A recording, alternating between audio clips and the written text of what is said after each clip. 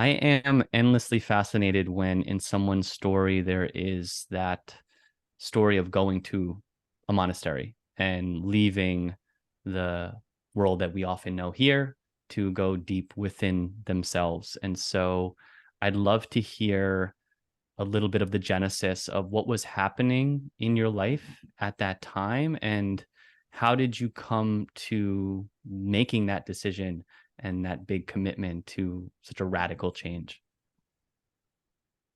Yeah. Well, I was living in Asia at the time when I discovered meditation and mindfulness. I was living in Thailand and China, traveling throughout Asia, buying antiques and jewelry and furniture, and working 7 days a week. And it was a really difficult job. It was something I kind of wanted to do. I idolized Indiana Jones growing up. I watched that movie like hundreds of times. And I always had this fantasy of traveling around Asia looking for artifacts um, and just exploring the world. And it was there that I ran into some Buddhist monks and also some Taoist masters. And I was really struck by the contrast between how they were as people versus how a lot of us live in a busy culture where we're focused on a lot of the externals.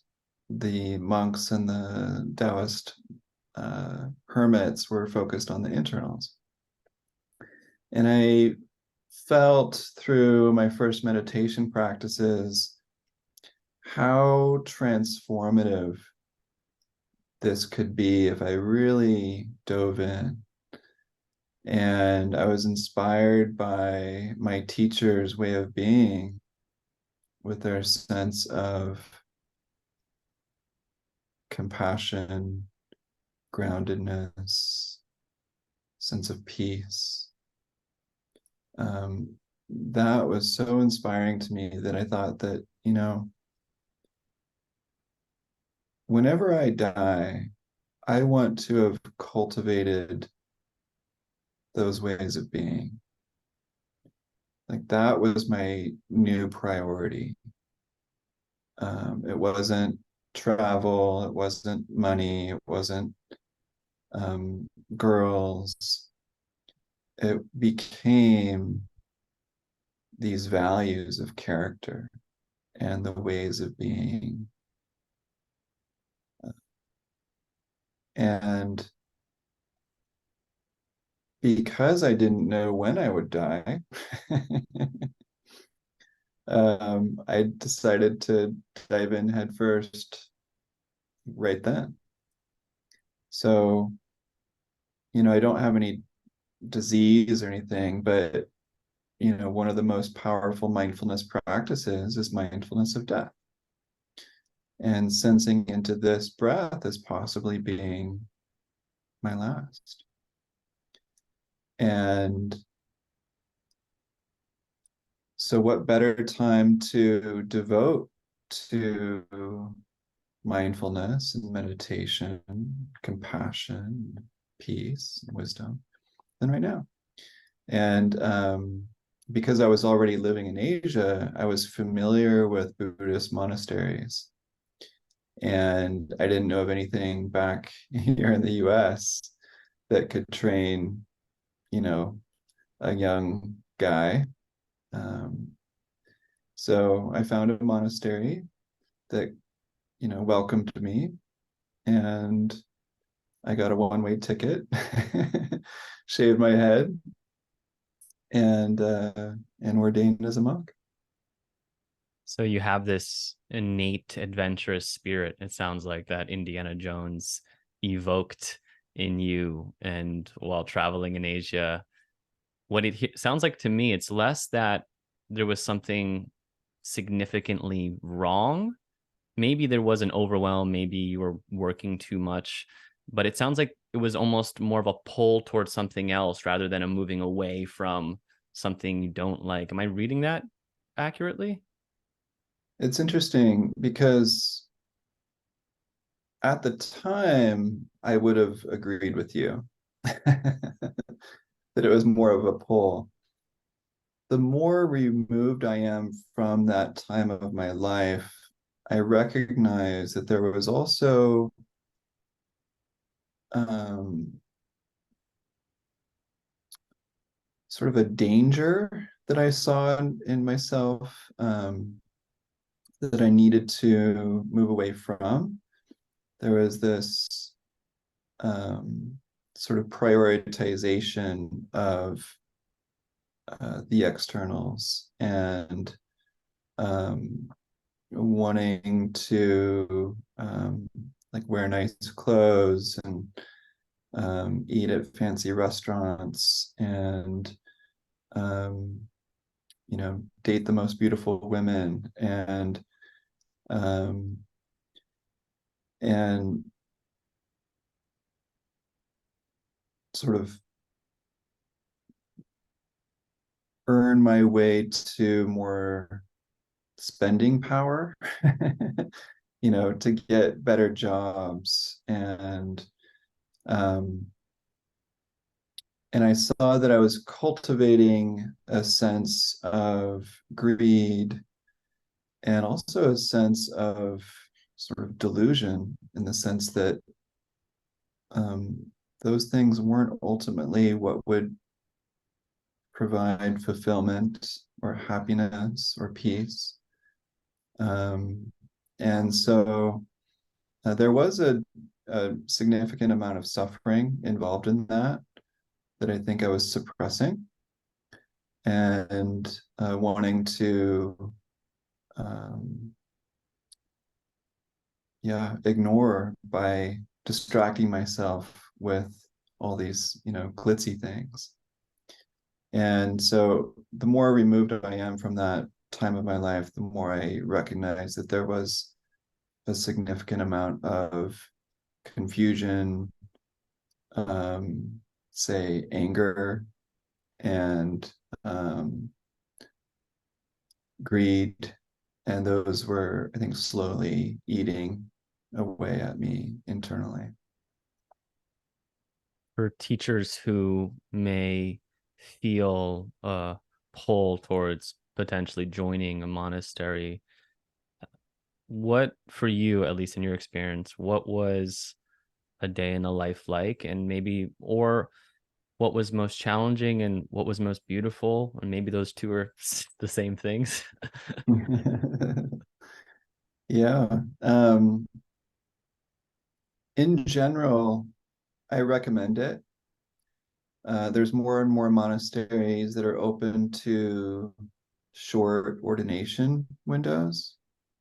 And so a lot of people get value out of ordaining even just for a week or two, just to kind of get a taste of the life. But for me, I really appreciated the amount of space and time that one has to cultivate mindfulness. And, there's a lot of silence for you to enjoy, to sit in long stretches. Um, you have to be careful what you ask for, though, too, because that silence can um, drive you crazy sometimes because there are no distractions. There's no music, no movies, no food after 12 noon. Obviously, no women, no touch. I wasn't even allowed to hug my mom. Um, but the simplicity of the life can really help to settle the mind. It's like being on retreat, but the retreat never ends. And so it's a wonderful opportunity to settle the mind, open the heart, um, to meet all of the stuff that we might bottle up by being busy, that stuff will come out. Anyone who's done a silent retreat knows that it can be really challenging, and a lot of tears can be shed, but that's where we grow, and that's how we become more self-aware, and that's how we build resilience and self-compassion.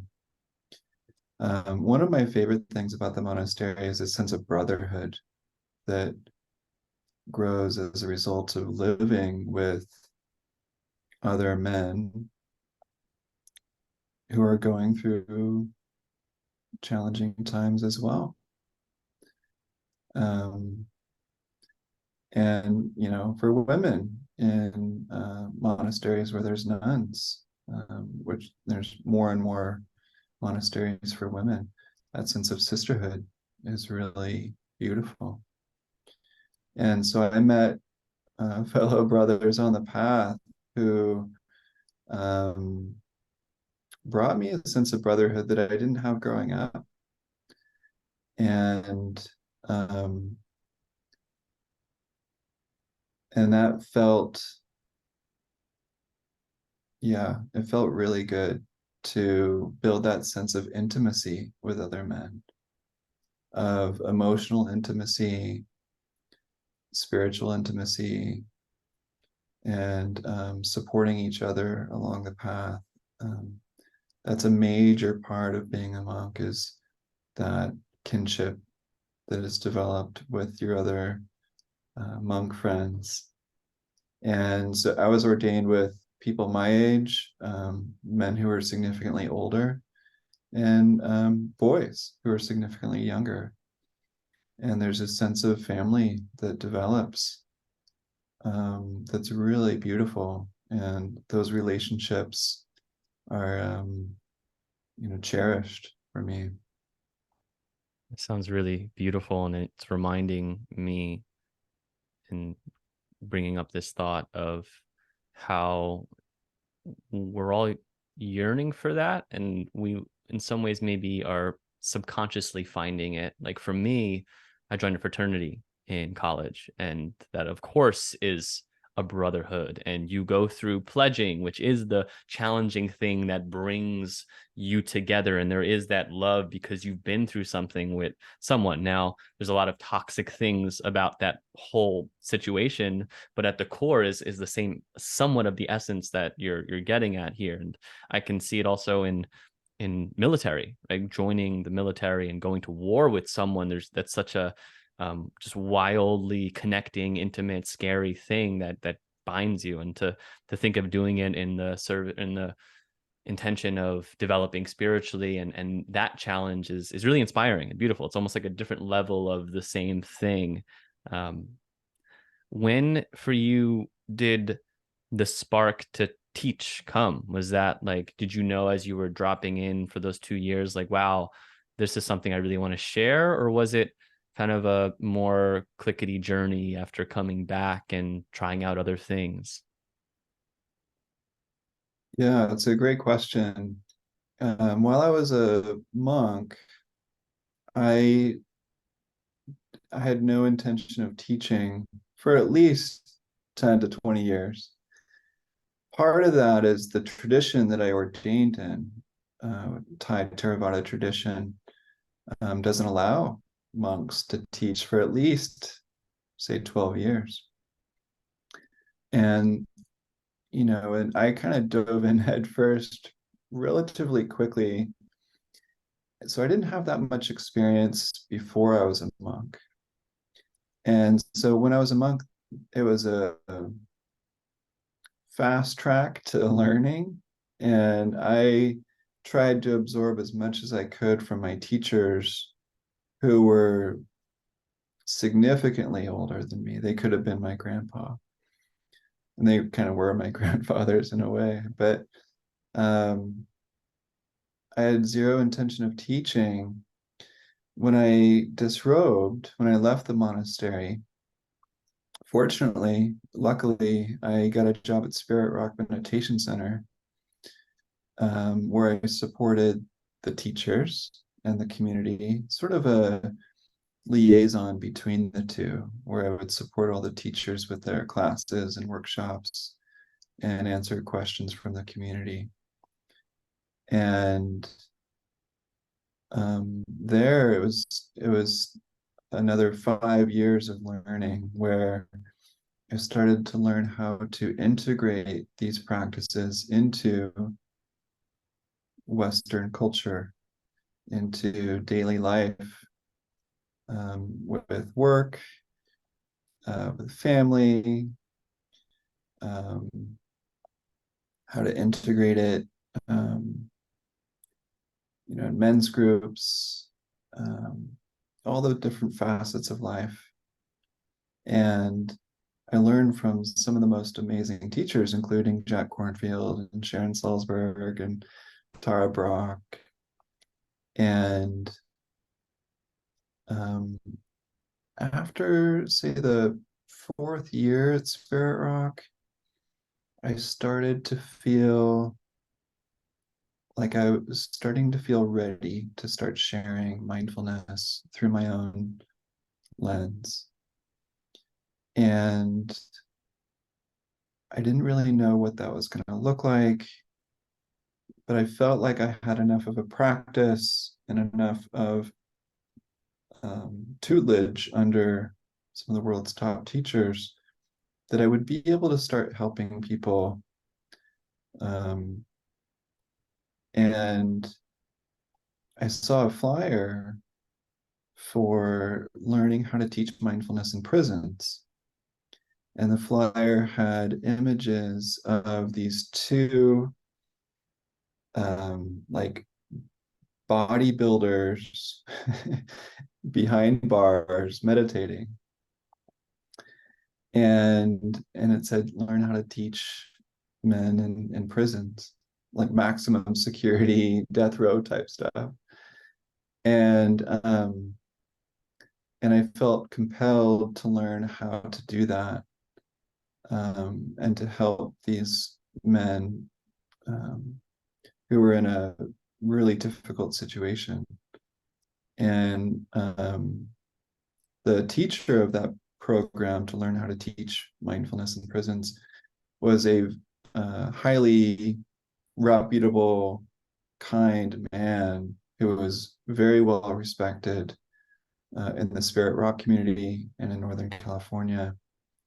And so I decided to apply, and I needed a full scholarship because I was not making very good money by design. I was very happy being poor. but I signed up and started to realize that it's not rocket science, and that if I speak from the heart and speak from experience and have a few tools under my belt, that hopefully I'd be able to help start making a difference. And that's kind of how it started. Was the teacher Vinny Ferraro? No, I know Vinny, and I think he's amazing. But the teacher is Jacques Verdun, who has been instrumental in bringing mindfulness and meditation to prisons around the U.S. Vinny, I never co-taught with Vinny, but yeah, I really like his style. Vinny, I was on my first silent retreat was with Vinny, and for those that don't know him, I recommend just listening to a Dharma talk because he's so hilarious and down to earth and also really powerful and loving. And I fell in love with Vinny during that retreat, which it's sometimes easy to fall in love during a retreat, at least in my limited experiences. Yeah, he's so authentic and poetic and real. Yeah. But he also walks the talk, and you really feel that. And yeah, he's really inspiring. Since you brought up the making money piece around this work, I can imagine going from being in a monastery where I didn't know exactly if you give up all your possessions and money, it's not really a thing there. And then coming back into our society here and having to make a living, what how is that relationship to money transformed, or how, or yeah, just how is your that relationship been from kind of leaving a place where it's so not a part of the conversation, or maybe it is in different ways, but to having to like, okay, now I have actual, needs and I need to support myself. Yeah, great question. Yeah, and this comes up all the time with mindfulness meditation teachers. Like, how do I relate to money here? Yeah, so at the monastery, I wasn't allowed to touch money, ask for money, spend money, have a bank account. I had zero possessions outside of a alms bowl, robes, and some medicine, basically, and maybe a pair of sandals. I wasn't even allowed to ask for food. The only thing I could ask for was water. When I worked at Spirit Rock, I was, my salary was very, very low. Obviously, I didn't work there for the money. I worked there to support the teachers and the community and to learn and to practice. And I was very happy with that. I had zero intention of making a lot of money. I really liked that. Jack Kornfield told me once, like, Spirit Rock has kind of been your halfway house after the monastery. Um, and he was right. Um, and then I met a girl and I fell in love with her and we got married. And then this instinct kicked in. It's like, oh, I need to help provide here. And my salary at Spirit Rock might not cut it. And she didn't marry me for money, but an instinct took over where I felt like I needed to help pay the bills. And then we had a baby, and that instinct doubled.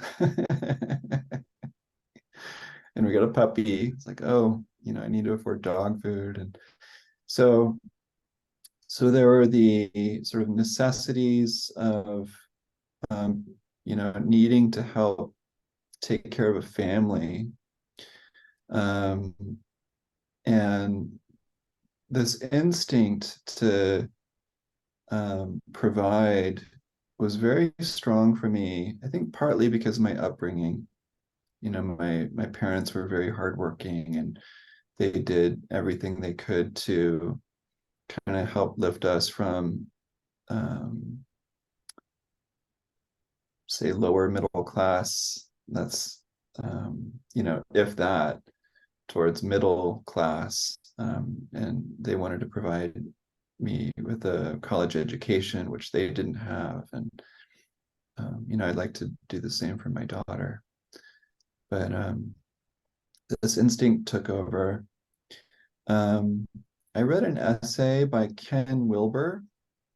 I'm pretty sure you're familiar with who he is, Sure. partly because of your Alethea training, but probably because of just your involvement with so many self-development arenas.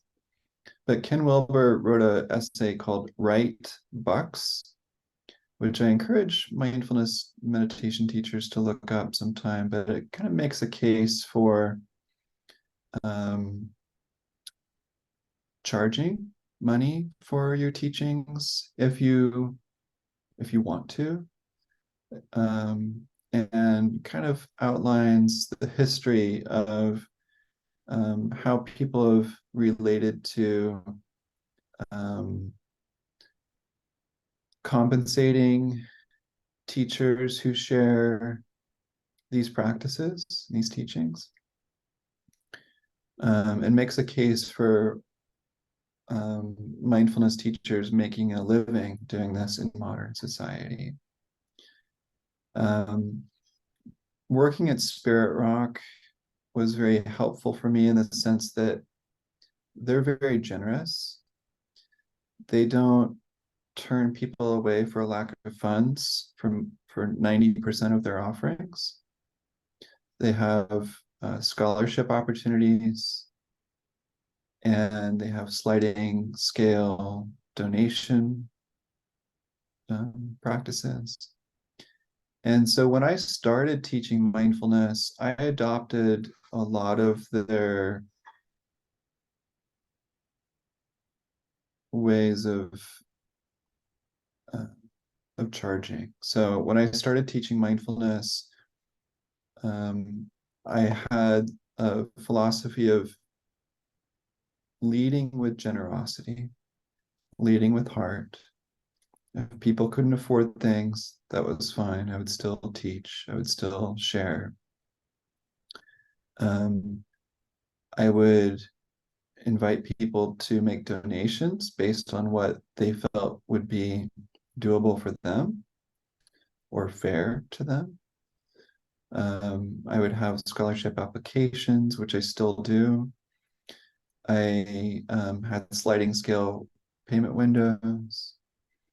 And for people who wanted to pay more if they had the means, I would certainly welcome it with gratitude. And so I think that's really important to not move into this field and start charging a lot of money from everyone, excluding people based on their ability to pay, but rather have a mindset of generosity, of compassion,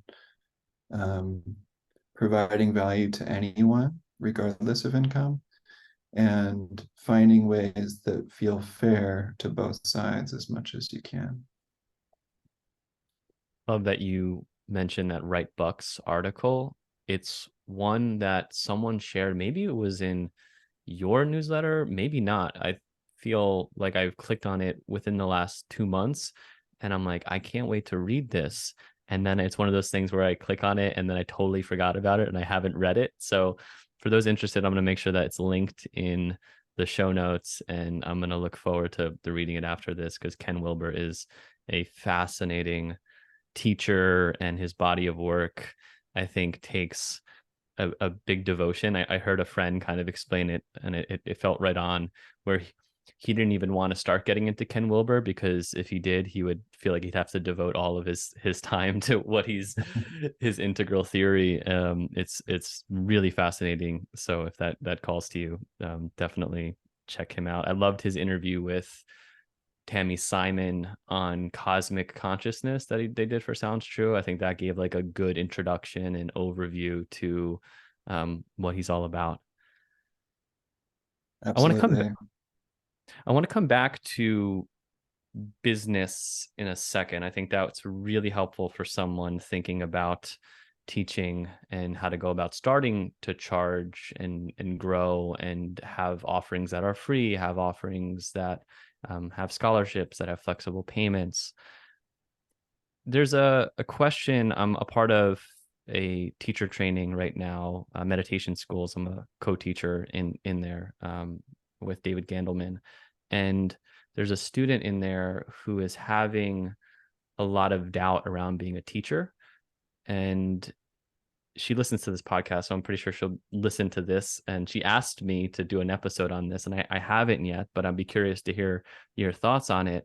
And her question is, in a broad sweep, is, do you have to go through something in order to help someone with that thing? And her example is, she feels unqualified to help someone or to do meditations around work-life balance, family balance, to help someone if they have family relational issues, because she is single and doesn't have a family. And so she's just in that one specific example, she's feeling this sense of unqualification because she feels like, well, I don't have kids, I don't have this, how can I provide any sort of support for someone? So I'd be curious to hear your take on if someone needs to go through things and have experiences in order to help someone. Yeah, I think not necessarily. I think that's the power of reading and research and interviews, that you can learn a lot of the fundamentals and uh, experiences, sort of secondhand, um, and then share the learnings with others. I think the level of rapport may not be as strong as it might be with someone who's actually gone through, family life and work-life balance, juggling everything. For me, for a little bit, I think in that specific case, the teacher trainer would probably want to lead with lots of questions to really empathize with the student, or the mom or the dad, whoever it is that they're helping, um, to lead with lots of questions to build empathy, context, and rapport. But I think that person can certainly learn a great deal through reading, podcasts, and then share learnings that can be supportive. I think with mindfulness, it is a little bit different, though. Work-life balance is one thing. Mindfulness is another, in the sense that when we teach mindfulness and meditation, I think it's important and crucial that we have that firsthand experience, that we know how to meet what comes up with presence.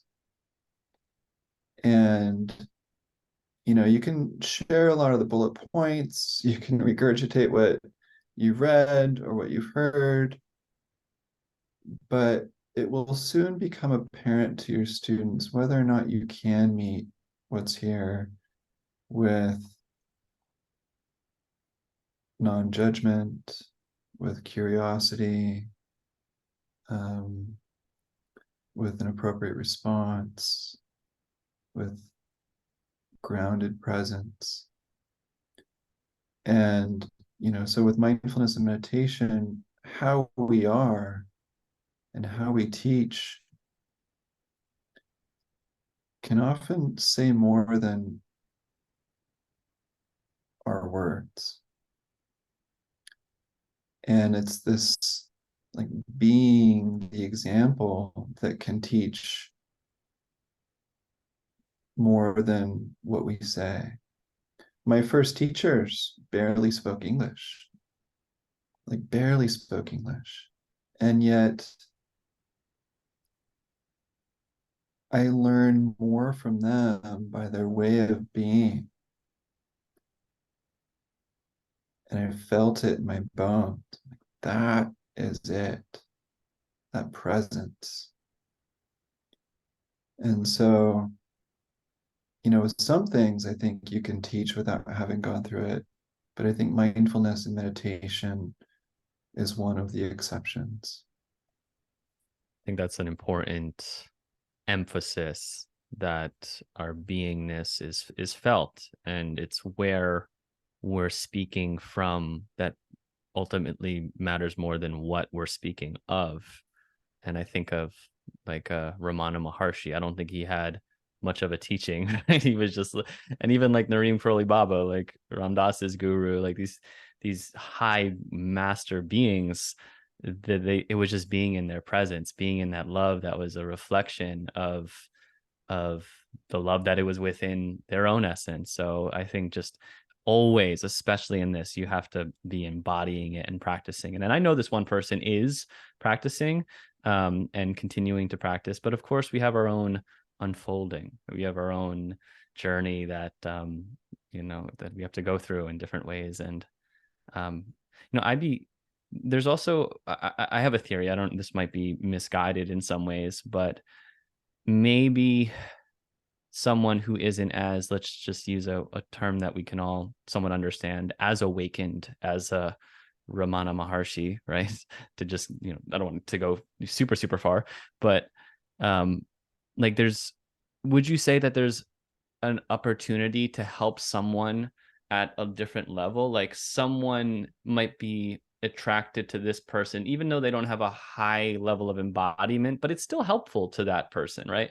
And as that person continues to like unfold in their journey, that they start to be able to support different people at different levels of their journey. So it's almost like, yes, we don't have to be a Jack Kornfield when we start, and the teachers that go to Jack, right, are going to be different than the people that go to me, for example, or whoever it might be. So does that make sense? Do you like agree that at some level there's potentially like you could still help people, but there's also, I can also play my own devil's advocate that like, healed people heal people, and then hurt people. So there's also like the potential, yeah, like the blind can't lead the blind. So I'll play both arguments in my head and then hear what you have to say on it.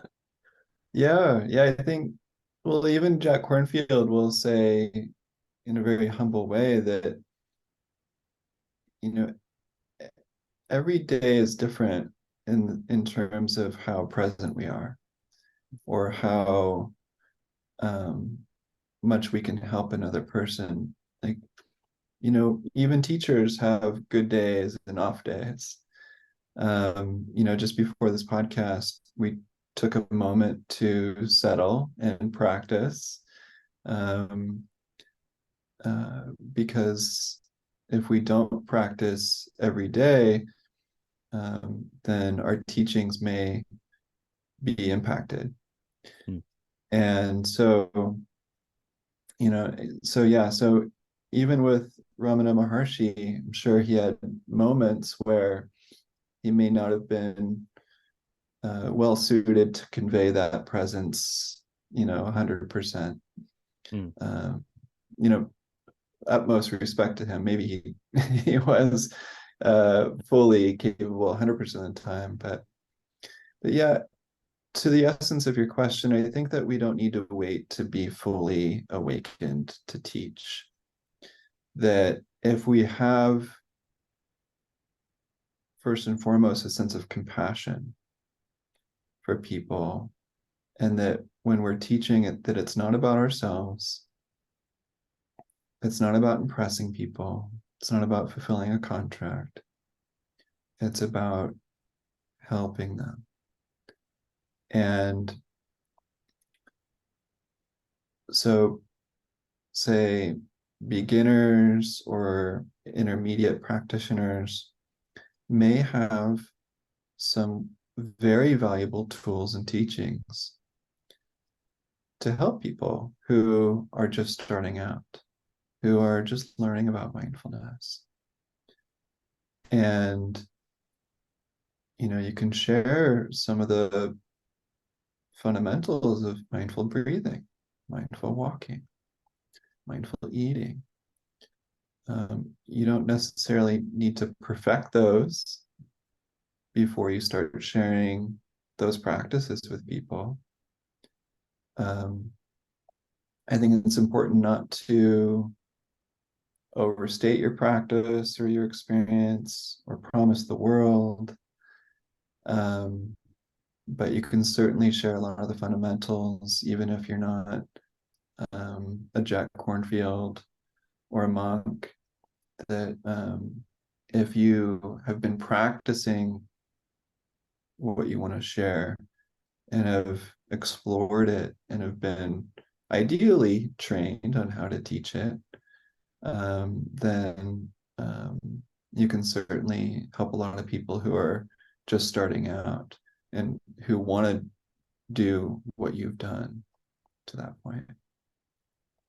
Sean, you named my blind spots of impressing people and making it about me. And as an Enneagram 3, as the achiever, as the I don't know if you're familiar with the Enneagram, but Sure. it's a constant looking at motives and intentions, and super helpful for me in doing this work, because yeah, we have to look at those things, and sometimes there's some hard pills to swallow when we get honest with ourselves of what we're doing here and how we've been doing things. So um not to get into just too far down a rabbit hole, I'd love to spend the rest of our time talking a little bit about mindfulnessexercises.com and what you built, because it is very impressive, and there's so much that I could ask you about it. But I guess for just first, the genesis story of like, what how did that start? Like, was it how did even it start? There's so much that you have, there's so much content, so much that is there, and to someone that's just starting out, they may look at this and be like, wow, like this is a huge body of work, this is a lot. Like, how did it begin? Like, what was the genesis? Yeah. So when I was at Spirit Rock, part of my job was to record all the teachings and meditations from the teachers onto audio files and share most of them freely on a website called Dharma Seed, Mm-hmm. which I recommend to everybody. Dharma Seed, though, um, was Buddhist in flavor and a little hard to navigate sometimes. And I wanted to create something for people who may not necessarily resonate with Buddhism, but who wanted to learn from these amazing teachers. Um, and so I asked Dharma Seed, can I share a lot of these recordings on my own site for free? They said, sure, as long as it's still free, that's totally fine. So I created mindfulnessexercises.com. I went in debt paying for it for the URL. But it started as just wanting to share these practices freely. I had zero intentions of like starting a business out of it. And so I started sharing and started creating posts on the website, um, and then over time I started thinking through, well, what about in written form? What if people wanted some simple practices to do that they could print out? So I started creating PDFs of mindfulness worksheets using practices I had been learning over the years. And those were free. I just let people download those for free. And then I started learning a little bit about entrepreneurship and business and scaling things. And I said, well, what if I started collecting emails, like email addresses, in exchange for letting people download these free PDFs? And then I started creating an email list. And then I started a newsletter. And then I thought, well, what if I kept all these worksheets for free? But I said, like if you want to download, say, a couple hundred of them, then maybe I'll charge like $40 or $30. And surprisingly, people paid like $30, $40 for this collection of downloads.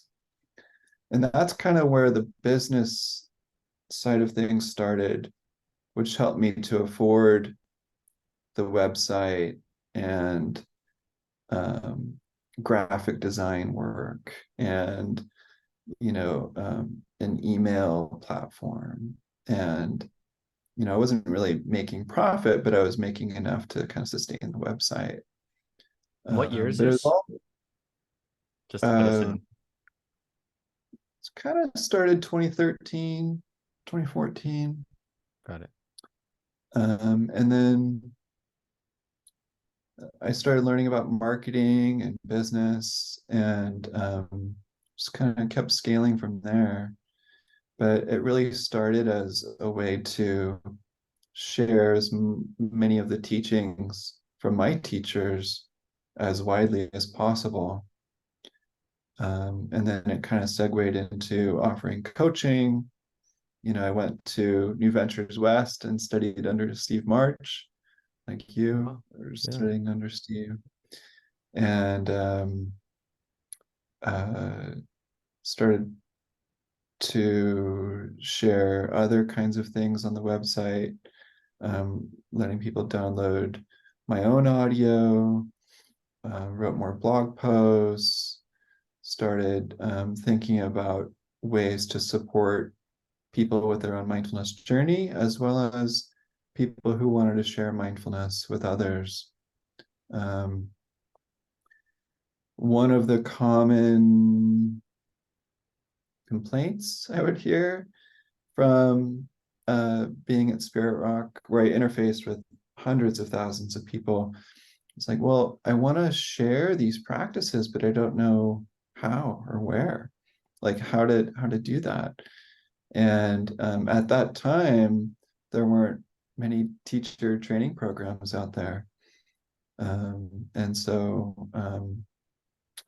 I started to create my own certification program to help meet that need, to help people teach mindfulness in practical ways without, spending $10,000 um, or wanting to teach MBSR specifically.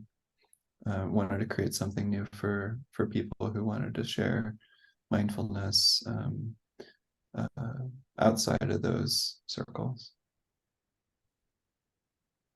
There's so much to ask around business. I know we're coming up a little bit on our time, so I'll broad sweep a question that you talked about in when I asked about like what you've learned about business, and you've mentioned a couple of things about keeping things simple, focusing on the actual challenges of the customer, speaking to the end goal.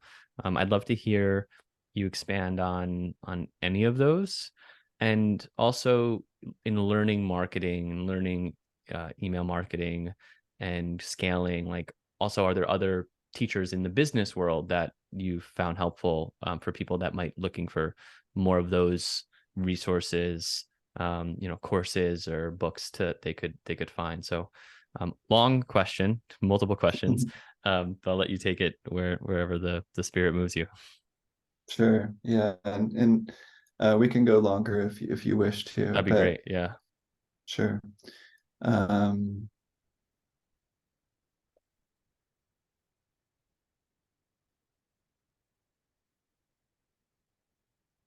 I think it's important to ask a lot of questions from the people who you're wanting to serve.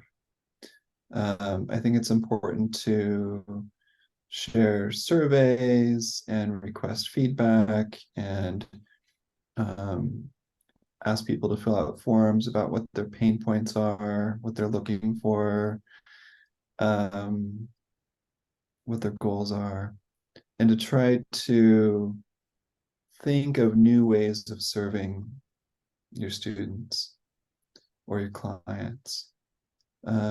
And mm,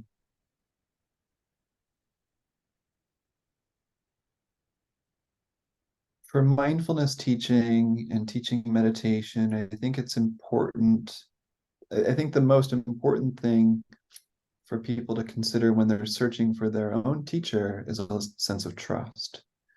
So when you're looking for a mindfulness teacher, it's not about how famous they are.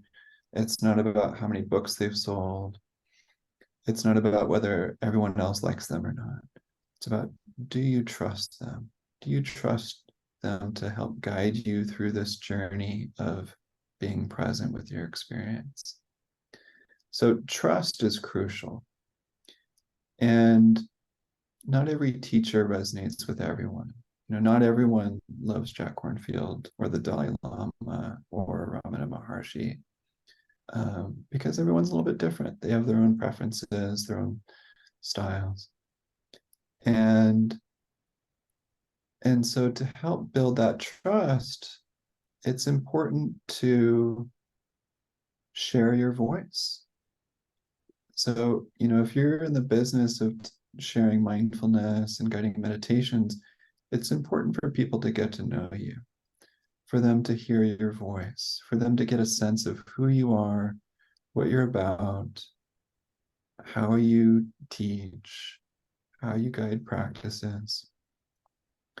And I think it's really important to share your voice, allow people to get to know you freely before they invest. And so that can look like, all sorts of things. It can be recording a webinar. That's kind of how I got started really with scaling the business, is just recording 90 minutes of myself sharing about what I care about, who I am, ways that people can grow, and then how can they work with me. And that was key. And people got to know me that way. Not everyone likes me, and that's fine. But those who took the time to really hear me, and if they resonated with me, then they would contact me and want to work with me in different ways. Recording videos for YouTube, podcasts, putting audio on Insight Timer, sharing even blog posts. I do recommend audio and video as much as possible for them to really get a sense of you. But being generous with your teachings, I think, is a powerful way for growing a business, and also being generous at the same time.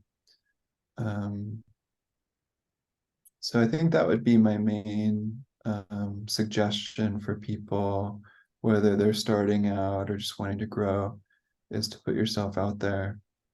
And people who like you will want to work with you. What would you say if someone's response to that is, I just hate social media. I don't want to be on these apps, but I want to get myself out there. I'm just starting out. I just took your certification. Now I'm trying to okay, what do I do? Yeah. There's lots of opportunities for teaching people in your neighborhood. Libraries are typically open to people sharing meditations and mindfulness teachings. Community centers. There's lots of in-person opportunities. You can teach some of your friends, some of your neighbors, kind of get your feet wet. You could have your own website. You don't necessarily need social media, but I've invested a lot of my time learning search engine optimization and learning how Google can refer people to you. And so you could rely on SEO for scaling your website presence and attracting people there. You don't necessarily need social media. You can also outsource it to people through Work Exchange, or finding people on Upwork.com or Fiverr or something, where you can ask people to take care of that for you. When I started teaching mindfulness for companies and attracting, say, higher profile names, I started by sharing free workshops. And I just told people word of mouth through, my friends list on my email. I'm happy to give out a free keynote, a free day-long workshop, even a free 2-day workshop to any team or company out there who could use some mindfulness training.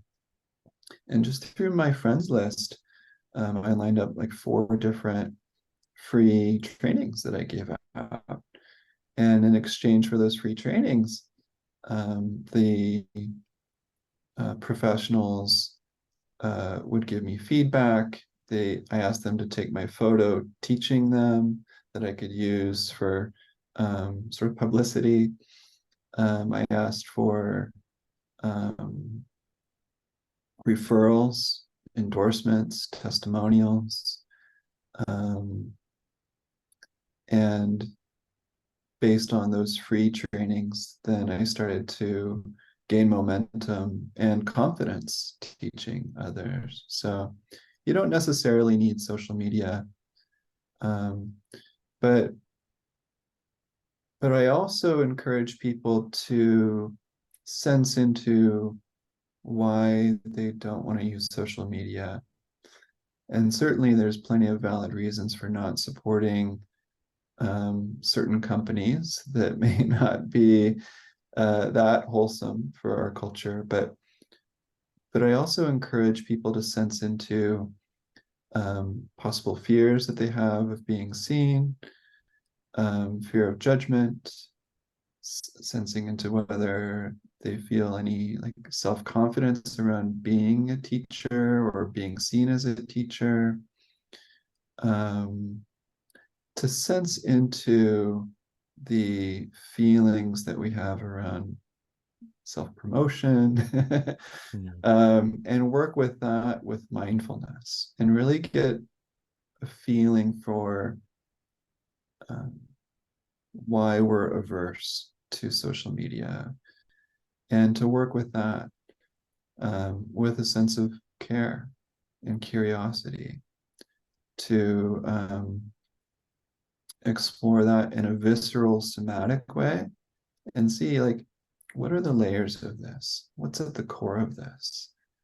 Perhaps this is stemming from something from childhood where our parents said we're not good enough, or from fear of a friend saying, who are you to teach mindfulness? Or who knows? There may be a plethora of reasons of why we're avoiding social media that we're not really tending to at their core level. So I do encourage that exploration and work with that, and then we may feel like we're ready to share these practices with others with this motive of helping people. And I think that's something really important to focus on, is that it's not about you. It's not about how many likes you get or how many followers you have, or whether you think you know what you're doing on the paid ads front or organic ads, but rather, how can I reach people who need help, who are struggling, who could really use some headspace and self-care? Like, how can I reach those people and help them? Because it's not about the money, it's not about the fame, it's not about you. It's about how can I reach people to help them. That sounds like a mic drop and some really profound wisdom and guidance to, if you're one, you can do it without social media. I love you saying that, of offering free workshops, getting a company. Now you have some testimonial support. You can go to another company and say, hey, I just did this workshop with so and so, and I'd love to bring this to you. I charge, maybe you just do a little bit, you charge a little bit, right? Just getting over that hump sometimes is an energy, right? Psychologically, to be like, oh wow, I'm actually being supported. And then kind of take it from there, and to look at ourselves and question, yeah, what's really happening here? Is this about not liking Instagram, or is it that, like you said, that one person? I remember, there was this one teacher, and I would feel so insecure sharing stuff on Instagram, thinking that this other person was going to see it. Like, and I just imagine that person's view looking at it, and and it can really block us, and it's a thing. So that's an important reminder for us to check what's really coming Yeah. up.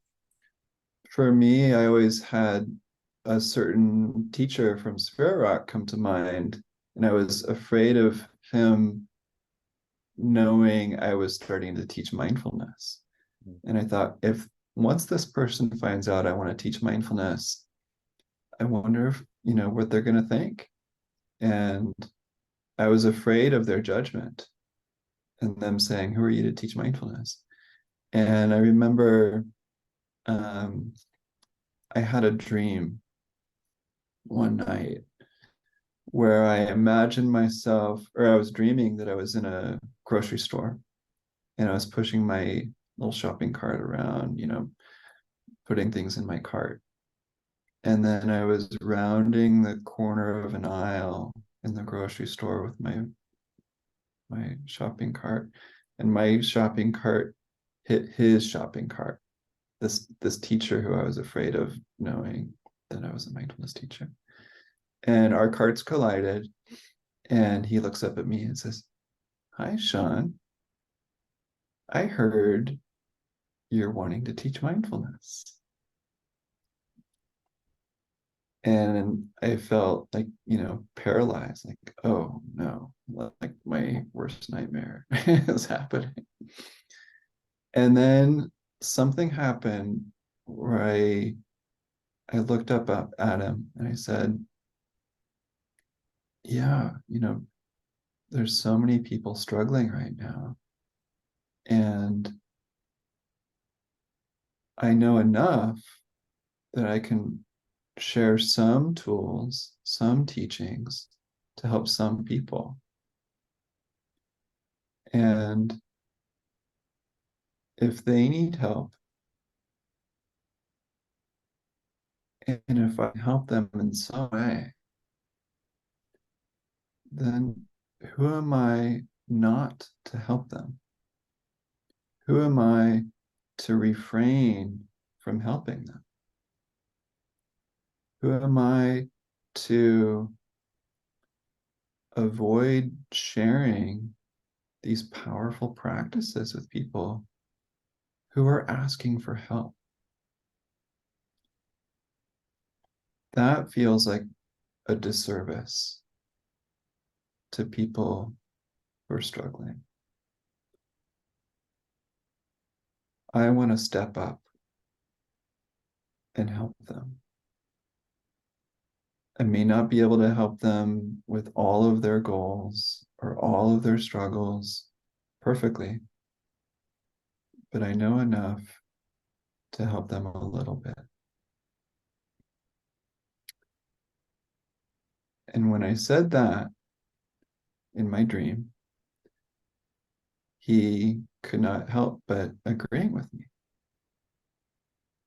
He saw the point. And at that moment, I felt more confident and more free. And I kind of felt like I was allowed to do this. Not only allowed, but encouraged to do this. Because it's not about me. It's not even about mindfulness, in my opinion. It's about helping people. And as long as I can help people in some way, why not do it?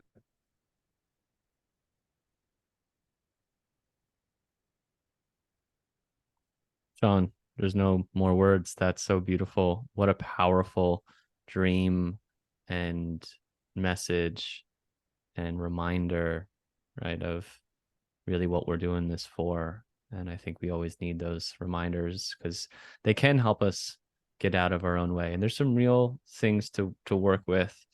Um, but it's something I know so many people struggle with judgment from their teacher, judgment from others. And so yeah, that question of what was it? It's, who am I not to, or it's not about me. Mm-hmm. It's like, am I making it about me, or am I making it about how I look, or am I really doing this because maybe that one person, when I started my journey, I was like, if one person gets something valuable out of this, then it's worth putting myself out there and facing that fear. And before we get to many, we start with one. So Sean, maybe we can have a round two, because there's more practical, technical kind of business stuff that I think would be helpful, because you've done a solid you've birthed something pretty powerful. It looks like, from the outside at least. So maybe we save that for round two. And for now, I think this is a great place to end this conversation. So I thank you so much for joining, and just getting a chance to connect with you. Likewise, though, it's a pleasure getting to know you, and thanks for having me on. I appreciate it. Yeah. All right, everyone. Take care.